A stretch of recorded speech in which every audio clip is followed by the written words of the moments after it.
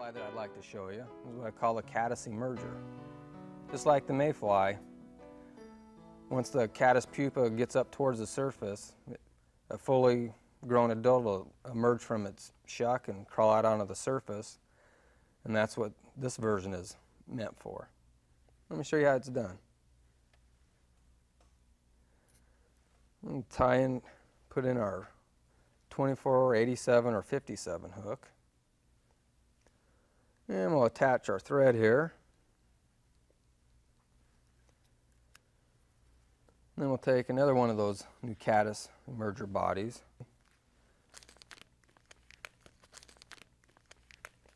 And we'll take one of these out. This is kind of the ginger color.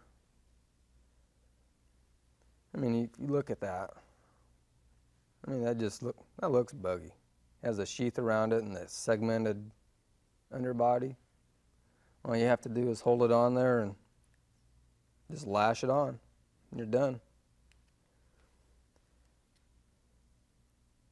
Snip off your excess, just like so. If you want, you can put a drop of Zap-A-Gap on here. Now what we're going to do is just take some dubbing, which we'll use some opossum. If this is kind of a ginger color, we'll take some yellow. Pull a hunk of that out of there.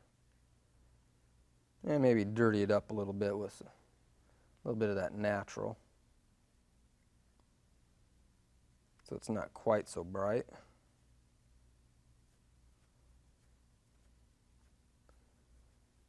Yeah, that'll do it. And we'll just dub this on here fairly loosely, so all those guard hairs kind of stick out when we start wrapping it forward. And just wrap over where you tied off everything, and come forward, just like so. A couple of them guard hairs are a little bit too long. Maybe just a little bit more here.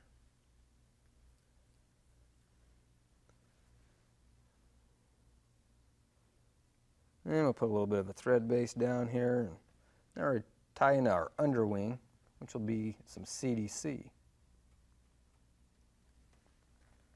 First we'll pull out a couple of the natural CDC feathers. Then we'll take some white CDC.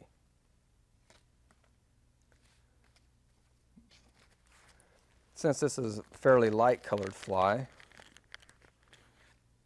we'll create kind of a light dun underwing with intermixing white and natural dun CDC. Like so. Yeah, maybe one more natural in there. Just like so.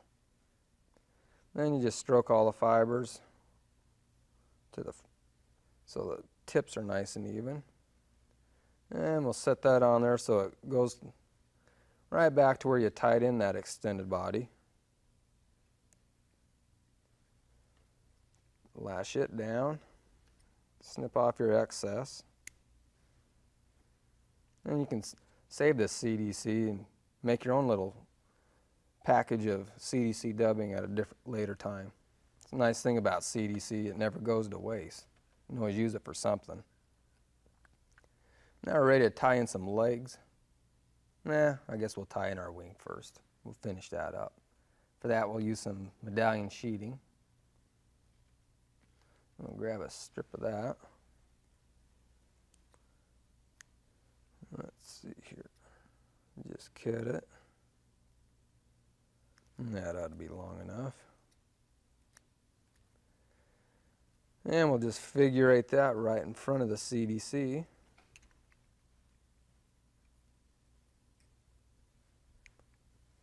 Just like so.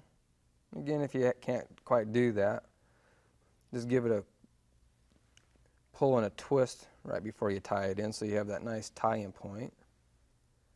Then just fold your wings back a little bit. And we'll kind of smush the medallion sheeting all together, hold it by the tips, and just come in and trim it at an angle. Just like so. Now you have your wing. Now we're ready to tie in some legs. Pluck a good little partridge feather here. Again, what I like to do is just come in and trim out the center stem. So I have a V. And I'll just stroke all the fibers to the front so they're nice and even. And I'll come in and measure the length of it so it goes back to about the end of the hook. Hold it on the side away from me. And I just bring my thread over loosely, come underneath and over the top, and then cinch down. And that way I'll have some partridge that sticks out the sides as well as underneath. Make sure it's getting there real good. Now we're ready to finish off the head with some more of that possum dubbing.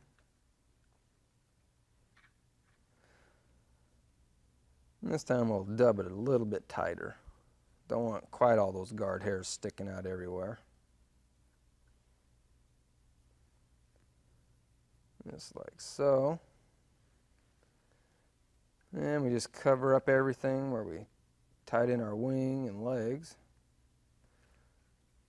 Add a little bit more dubbing here. And just dub it a little bit tighter.